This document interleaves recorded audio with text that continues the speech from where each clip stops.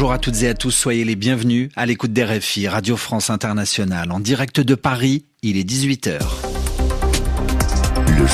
Le journal en français facile. Adrien Delgrange. Mercredi 18 juin, au sommaire de cette édition, de puissantes explosions à Téhéran. L'armée israélienne dit bombarder des cibles militaires. Ali Khamenei a pris la parole. L'Iran ne se rendra jamais, a déclaré le guide suprême iranien. Inquiétude également dans ce journal avec le témoignage de Cécile Kohler, la sœur d'une otage française retenue en Iran. Au sommaire aussi, le Mexique se prépare à l'arrivée d'un ouragan. Et puis enfin, un mariage assez rare pour être remarqué. La première chaîne de télévision française, TF1, noue un partenariat avec le géant américain Netflix. Explication à la fin du journal avec Nathanaël Vitran. Voilà pour les titres. Soyez les bienvenus. La guerre entre Israël et l'Iran vue des États-Unis et ce mince espoir de négociation. Donald Trump affirme que l'Iran est entré en contact avec les États-Unis pour négocier. Ils ont même suggéré, les Iraniens, de venir à la Maison-Blanche, ajoute le président américain, qualifiant cette proposition de courageuse. Une chose est sûre, Donald Trump s'implique de plus en plus dans ce nouveau conflit meurtrier débuté il y a maintenant 6 jours. Il pourrait même revenir sur une promesse de ne plus mêler les États-Unis à des guerres lointaines. Sébastien Farcy, bonjour. Bonjour. Alors si les États-Unis entraient en guerre, ce retournement de situation entraîne déjà des résistances dans son propre camp politique. Oui, tout à fait. America First, ce slogan de la campagne de Donald Trump s'accompagnait d'une promesse envers son électorat, celle de la fin des guerres américaines au Moyen-Orient, comme en Afghanistan et en Irak, des conflits interminables qui ont coûté la vie à des milliers de soldats américains. Toutefois, ces dernières heures, le président américain change de ton. Rendez-vous, lance-t-il à l'Iran, vous êtes une cible, lâche-t-il à l'ayatollah Khamenei, et d'affirmer même « nous avons le contrôle du ciel », comme si l'armée américaine était déjà engagée dans ce conflit. La Maison-Blanche assure que la position du président n'a pas changé, il s'agirait seulement d'empêcher Téhéran d'obtenir la bombe atomique. Mais cela ne trompe personne. Si les États-Unis soutiennent vraiment les frappes israéliennes, l'Iran prendra cela comme une déclaration de guerre et pourrait viser les positions américaines dans la région. Le guide suprême iranien l'a encore répété il y a quelques heures.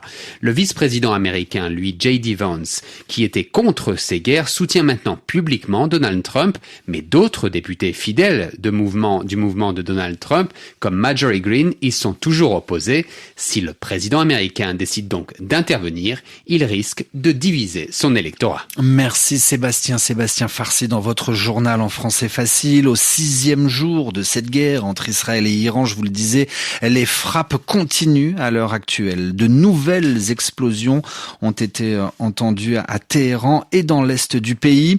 Le guide suprême iranien a depuis pris la parole. Ali Khamenei proclame que son pays ne se rendra jamais, je le cite, face à Israël.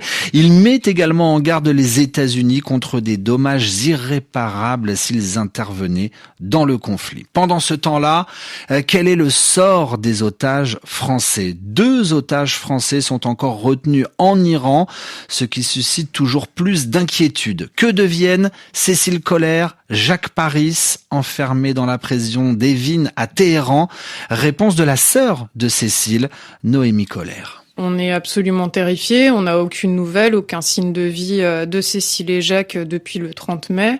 On a vu qu'il y avait des frappes qui étaient tombées tout près de l'endroit où ils sont détenus, donc la section 209 de la prison d'Evin.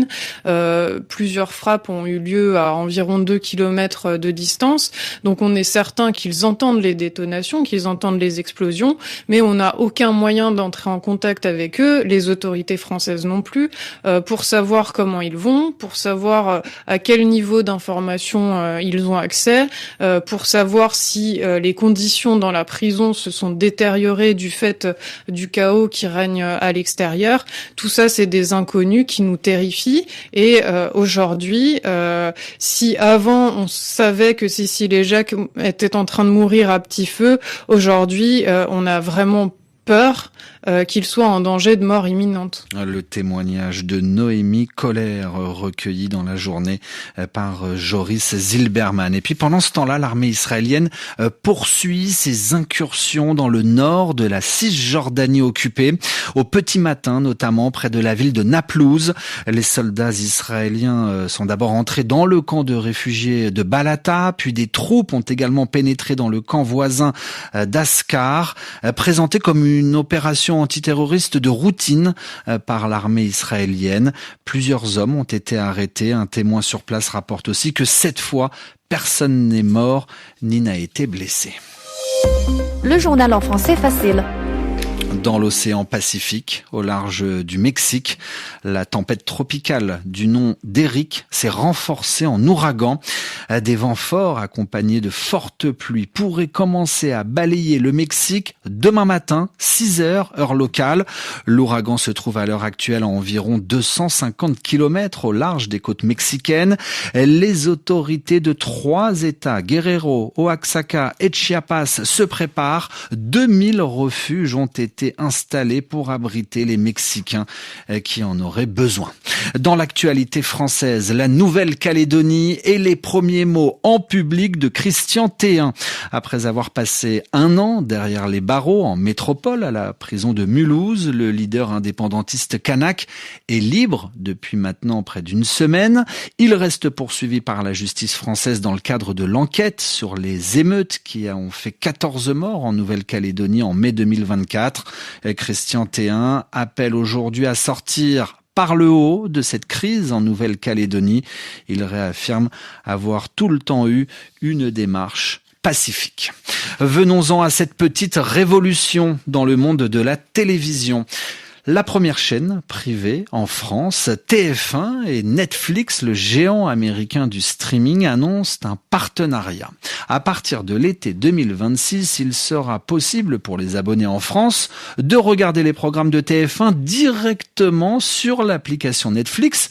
Alors pour comprendre les enjeux de cette annonce, nous accueillons Nathanaël Vitran. Bonjour. Bonjour Adrien. Nathanaël, ce partenariat est tout simplement une première mondiale. Et oui, on pourra bientôt regarder les séries, les émissions de TF1 comme Brocéliande, The Voice ou Koh-Lanta sans quitter l'application Netflix. Ça peut paraître anecdotique, mais c'est un changement majeur.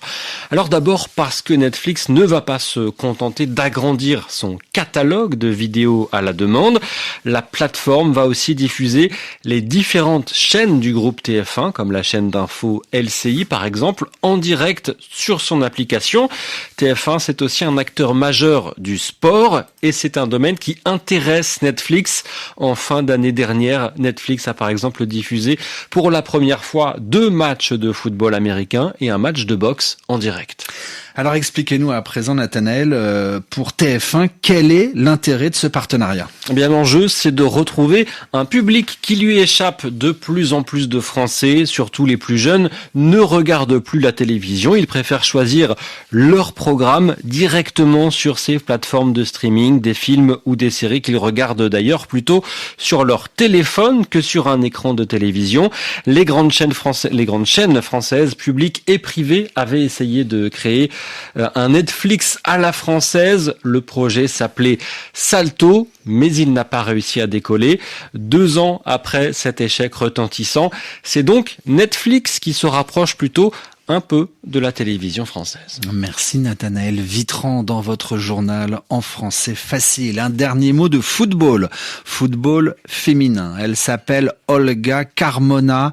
Elle arrive au Paris Saint-Germain. La joueuse de 25 ans, championne du monde avec l'Espagne, vient de signer pour 3 saisons avec le PSG.